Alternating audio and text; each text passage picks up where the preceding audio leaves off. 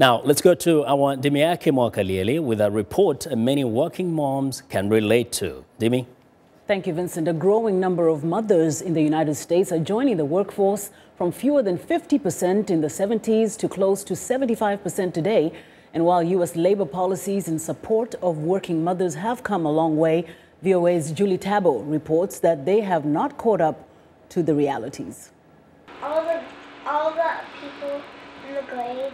It's a typical weekday morning at the Barnes-Cohen household. Alison Barnes is getting her kids fed and ready for school as she gets ready to leave for her job. It's too big to really take a bite of. It's not.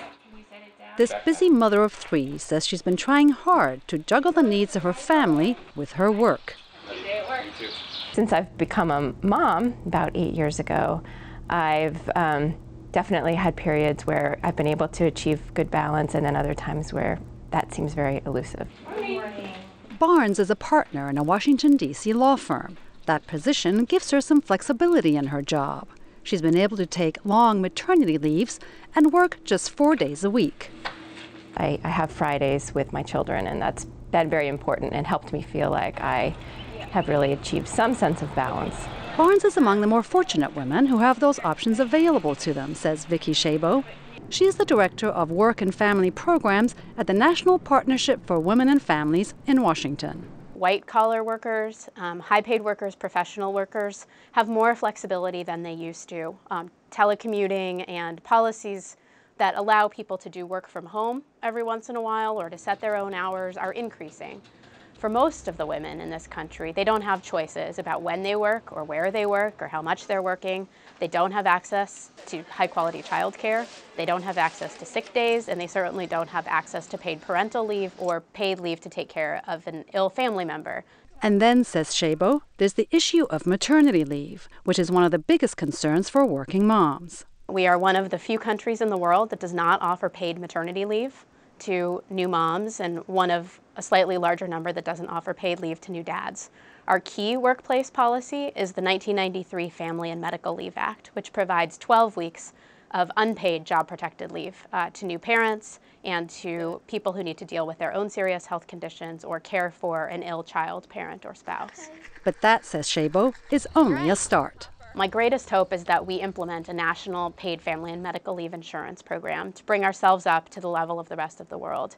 No matter what their job, working mothers want what all caring parents want, a society that recognizes the value of happy, healthy children.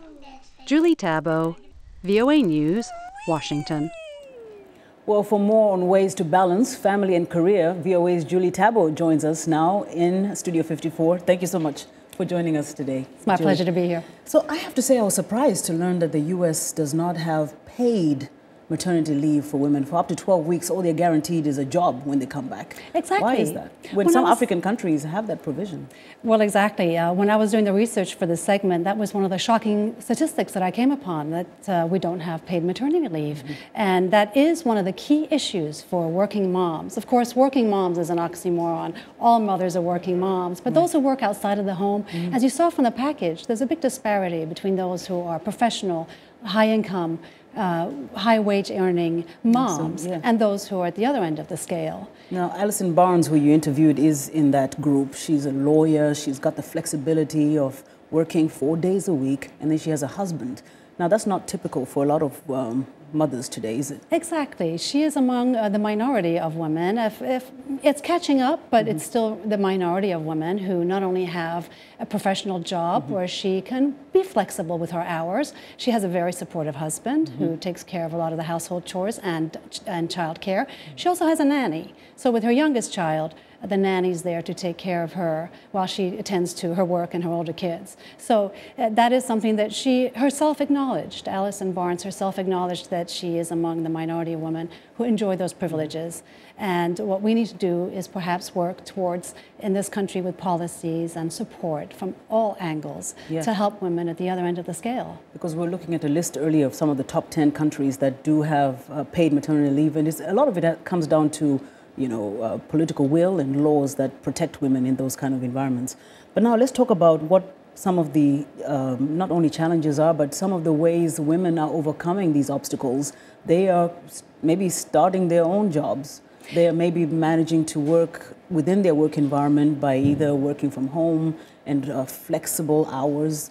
You encountered that situation. You came up with your own job. Exactly. I think what we need to do is recognize that the more education women get, so it starts at that level of educating them more, and then also working and being vocal among their own employers and others. Mine was an example of where I wanted to be home with my child when he was young and was able to do that. Again, financially, we could afford it. But as he got to get a little bit older, I started to work out of the house, having my own writing business, and that allowed me the flexibility to have a little bit of extra income coming in, and then also have the choice of, once he was in school, to maybe go back to work. But we need to make that option available to women through government policies, and just support all around by women and companies, and be vocal. A lot of people being vocal, and then to the point that you keep really bringing up, supporting each other. The women have to support each other.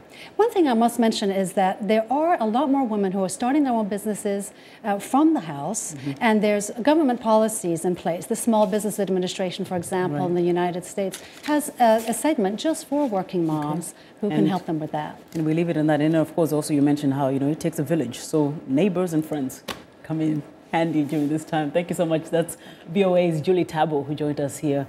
Back to you.